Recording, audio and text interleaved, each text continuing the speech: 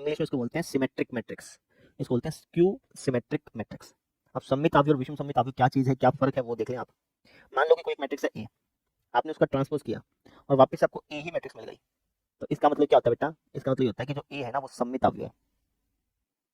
ठीक है, कोई भी आव्यूह को सममित आव्यूह हम कब बोलेंगे, जब उसका ट्रांसपोज करने पर वही मैट्रिक्स वापस से मिल जाए, उसका ट्रांसपोज करने पर वही मैट्रिक्स वापस से मिल जाए तो उसको अपन सममित आव्यूह बोलते हैं। एग्जांपल बताएंगे आपको, 2 मिनट सुन लीजिए। अच्छा, विषम सममित आव्यूह क्या होगा, किसी मैट्रिक्स का ट्रांसपोज किया और आपको क्या मिल गया, आपको उस मैट्रिक्स के नेगेटिव के बराबर मिल गया, तब वो क्या हो जाएगी, तब वो विषम सममित आव्यूह हो जाएगी। क्या हो जाएगी, विषम सममित आव्यूह हो जाएगी। ठीक है, एग्जांपल से आपको समझाता हूँ, समझ में आएगा। देखिए एग्जांपल लेते हैं, जैसे मान लीजिए कि एक मैट्रिक्स ले ली मैंने 1 2 2 1, ऐसे एक मैट्रिक्स ले ली। अब मैं आपसे पूछता हूँ कि क्या ये मैट्रिक्स सममित है, कैसे पता करोगे, आपके समय इसका ट्रांसपोज निकाल के देखता हूँ। निकालना ट्रांसपोज, पहली रो पहला कॉलम बन जाएगी, दूसरी रो दूसरा कॉलम बन जाएगी, है ना।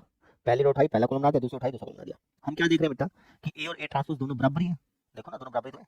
तो अगर ए और ए ट्रांसपोज बराबर है, अगर ए और ए ट्रांसपोज क्या बेटा बराबर है, तो इसका मतलब क्या होता है, इसका मतलब यह है कि जो ए है वो सममित है, ये क्या है, सममित है।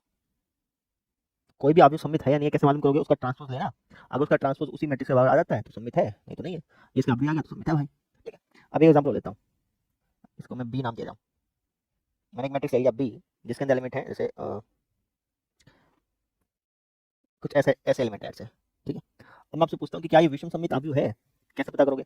आपको जैसे इसका ट्रांसपोज लेता हूँ, देखते हैं क्या आता है। ट्रांसपोज लेना, पहली रो पहला कॉलम बन जाएगी, दूसरी रो दूसरा कॉलम बन जाएगी, है ना।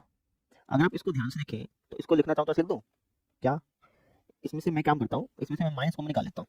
जब मैं माइनस कॉमन निकालूंगा या फिर कह लो कि अगर मैं माइनस कॉमन निकाल लूँ तो इसमें से माइनस कॉमन निकालूँ तो क्या हो जाएगा, जीरो, यहाँ हो जाएगा जी माइनस का 5, यहाँ हो जाएगा जी 5 और यहाँ हो जाएगा जीरो। तो अगर मैं इसको लिखना चाहूँ तो ऐसे लिख सकता हूँ, कोई दिक्कत तो है नहीं, क्योंकि जैसे माइनस अंदर जाएगा तो ये वाली जो चीज़ है ऐसे ही बन जानी है। समझ रहे हो, तो कुछ इसको मैं लिखना चाहूँ तो ऐसे ऐसे लिख सकता हूँ। अगर आप इसको ध्यान से देखें तो ये क्या चीज़ है, ये बी ही तो है। तो जब बी का ट्रांसपोज करने पे माइनस बी आ जाए, जब बी का ट्रांसपोज करने पे क्या आ जाए, माइनस बी आ जाए, तो इसका मतलब क्या होता है कि वो विषम सममित आव्यूह है। और यहाँ पे यही हो रहा है, यहाँ पे हमने देखा कि बी का ट्रांसपोज करने पे माइनस का बी आ रहा है, अतः बी हमारी कौन सी आव्यूह है, विषम सममित आव्यूह बेटा। बी कैसी आव्यूह है, विषम सममित आव्यूह है।